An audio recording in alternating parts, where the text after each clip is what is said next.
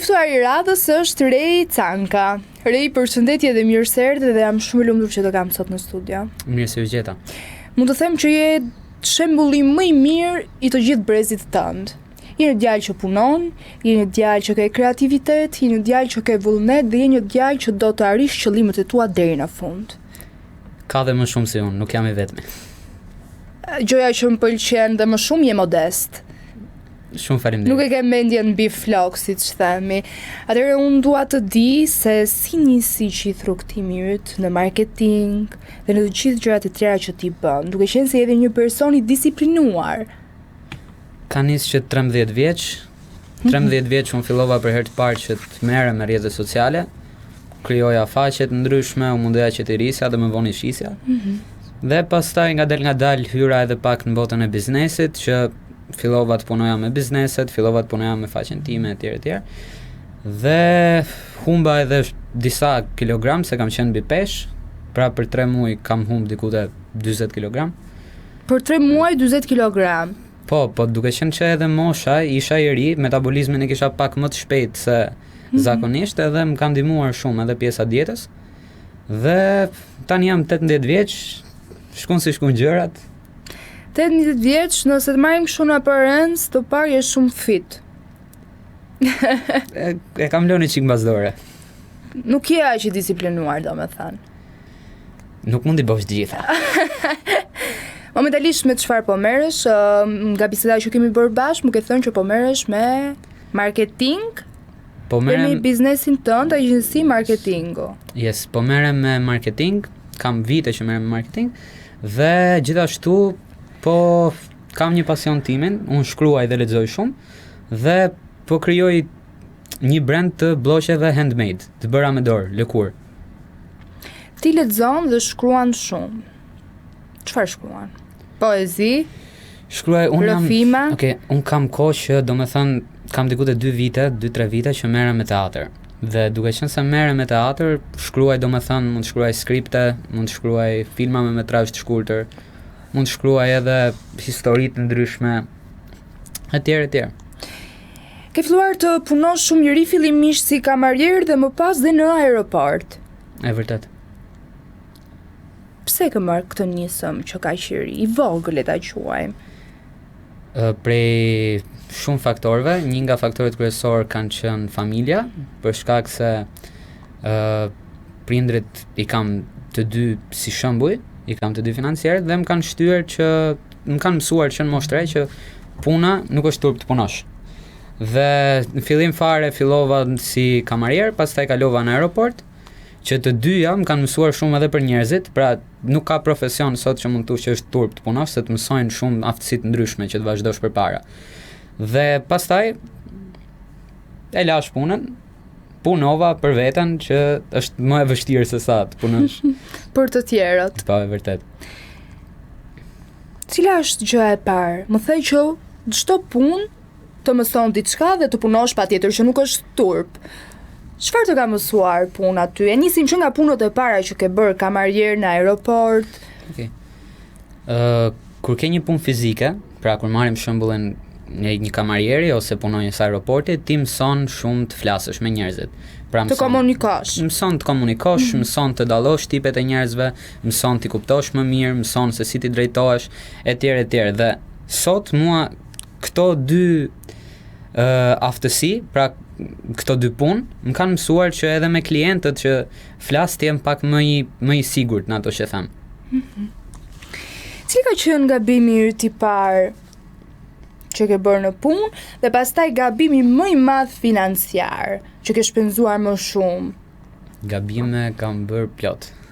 Dhe ke mësuar, besoj, sepse ne themi që nga gabimet mësojmë. Nuk e di sa e vërtet është kjo, por që unë e kam gjithmonë këtë, ose kur më kritikon familja për diçka, po mëse do mësoj nga gabimet, do mësoj unë.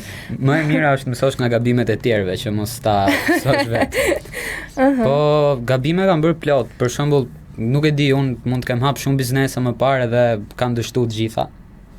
E them, ky nuk është gabim. Sepse jo çdo gjë që një nisëm që ti e merr duhet të dalë suksesshme. Po ta marrim në atë pikpamje, i bie që nuk ka gabime. sepse nga çdo gabim ti nxjerr një sukses dhe ti mëson. Unë në fakt kam parë që ti beson shumë edhe në Zot. Ke Po, folur edhe vërtet, për po. Zotin.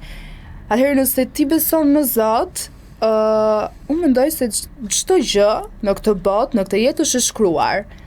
Qoftë për çdo nisëm apo qoftë për çdo arsye që na vjen në jetë apo ndonjë shenjë që na vjen në jetë. Kështu që nuk është gabim nëse ti ke marrë një nisëm dhe ajo nisëm nuk të ka përfunduar ashtu siç ti e ke menduar. Thjesht ashtu ka qenë e shkruar për ty. Shiko, ka një shprehje që ma ka thënë, nuk e di, dikush nuk e mbaj mend, që ne bëjmë plane Zoti qesh. Dhe Është shumë e vërtet. ne bëjmë plane Zoti qesh. Kështu që edhe ato dështimet që kemi pas më përpara, ka qenë e shkruajtur me të ndodhte ashtu që sot jemi këtu. Prandaj po them unë që çdo gjë ndodh për një arsye. Dhe nuk ka gabime.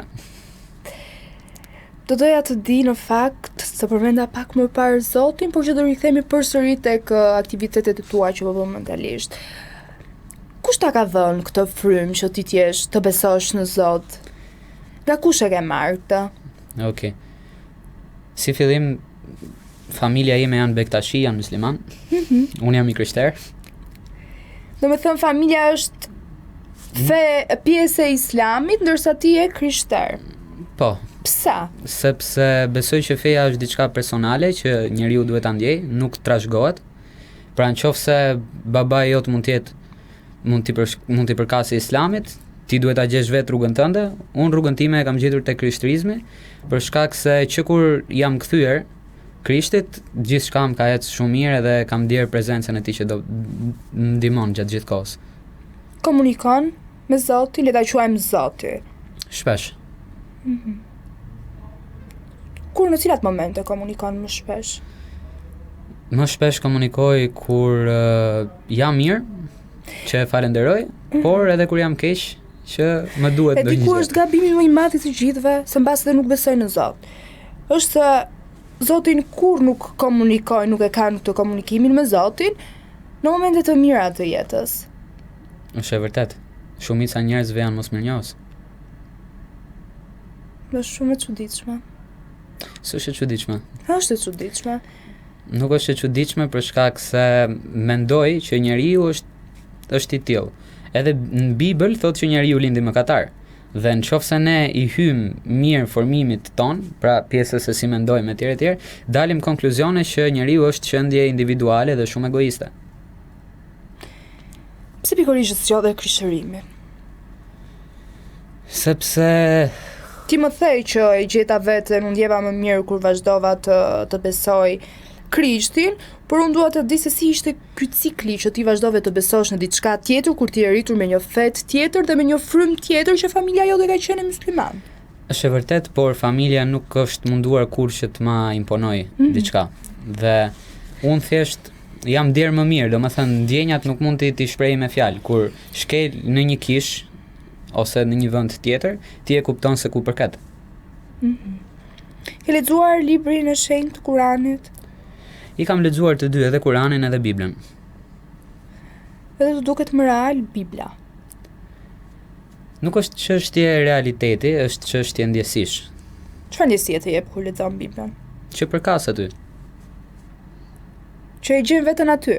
Po, Interesante. Tani unë doja të di gjithë vështirësitë që ti ka hasur deri më tani. Çdo person has vështirësi, por rrallë persona kanë mbështetjen dhe njëri që ti motivoj në krah. Ti ke pasur persona që të kanë motivuar dhe mbështetur? shumë që më kanë mbështetur dhe shumë që nuk më kanë mbështetur.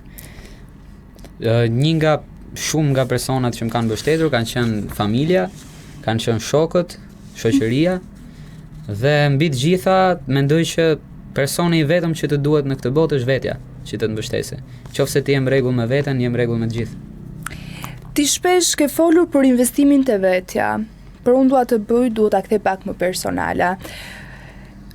Kur fillove të fitosh parat e para, do me thënë ato që ti ke punuar, parat e merituara, ku ti je lodhur, a vazhdove ta shikosh paran pak më ndryshe?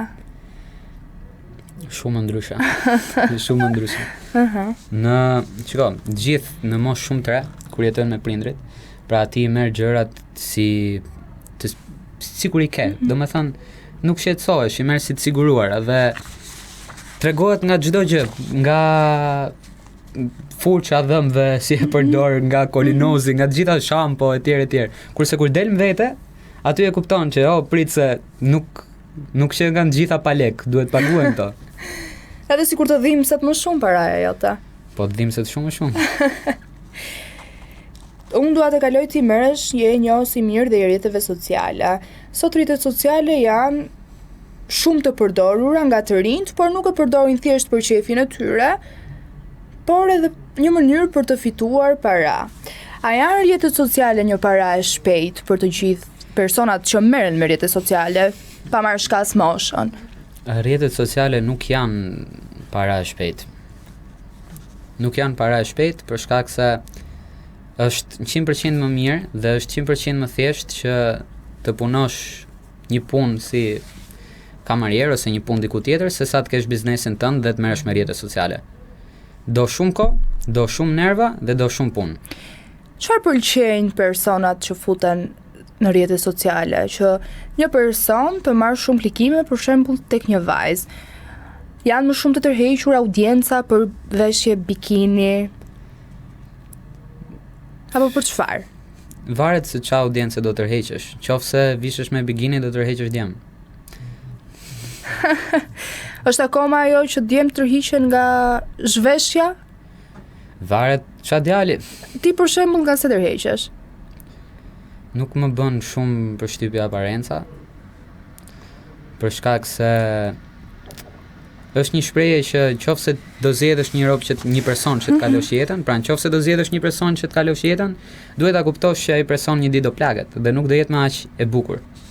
Dhe duhet zgjedhësh një dikë që të shkon, që të njeh, të kupton, dikë që e dish edhe mbas disa vitesh kur të plakeni bashk, do jetë njësoj. Po u bazove te pamja nuk do jetë më njësoj. Mund të mos gaboj, ke folur pak edhe për tradhtit. Unë do të marr një mendim nga ana jote, por jo si ekspert, po si një person i thjesht, një djalë i lexuar. Kush tradhton më shumë sot? Djemt apo vajzat?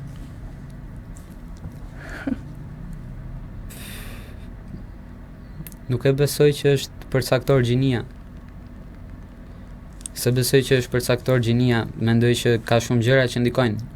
Si për shembull mënyra se si është rritur, marrëdhënia që kanë pasur prindrit me njëri tjetrin, etj. Po kryesorja është marrëdhënia e prindërve. Marrëdhënia e prindërve. Po.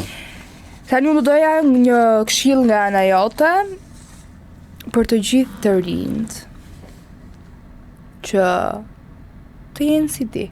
Unë pak më para se të nisi intervistën të thash që je shembull shumë i mirë, duke qenë se punon, ke vullnet dhe gjithë të tjera. Okay. Këshilla ime është të mos jeni si unë, jeni si vetja. Mos keni turp të shpreheni, jeni të çuditshëm, biju. Rej, ti ke krijuar dhe ke një projekt në lidhje me zhvillimin personal, zakonet, financat, marrëdhëniet dhe teknologjinë. Si lindi ideja e këtij projekti? Është një treg i paprekur këtu në Shqipëri. Për shkak se shumë njerëz mendojnë që zhvillimi personal nuk funksionon këtu. Mendojnë që shqiptarët duan vetëm ato muhabetet e kafes, duan vetëm të humbin kohë, por nuk e shikoj kështu. Për shkak se nga gjërat që unë ndaj ose nga ajo që kam testuar, më ka treguar që ka shumë shqiptarë që duan të zhvillohen. Cila është frika më e madhe sot e jotja? Frika më e madhe sot e imja është të mos provoj, sepse e di që po mos ta provoj diçka do pendohem.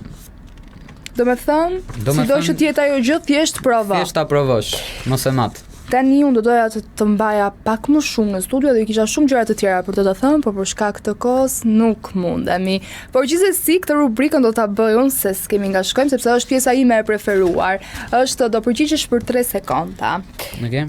Para apo kohë? Kohë. Sukses apo qetësi? Qetësi. Biznes apo art? Art. Të punosh vetëm apo me ekip? Ekip. Instagram apo jetë reale? Jetë reale. Të jesh i pasur apo i lirë? I lirë.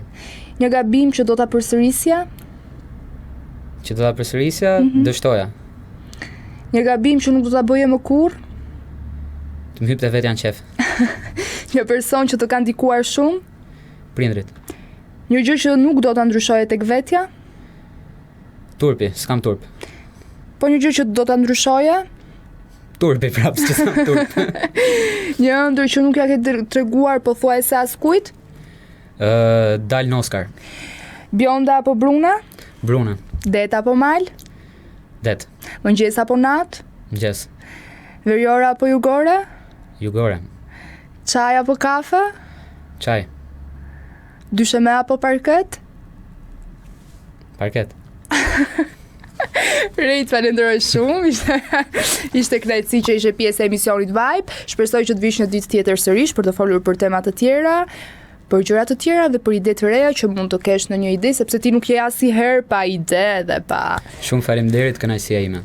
Ju pëlqeu kjo video? Atëherë bashkohuni me ne.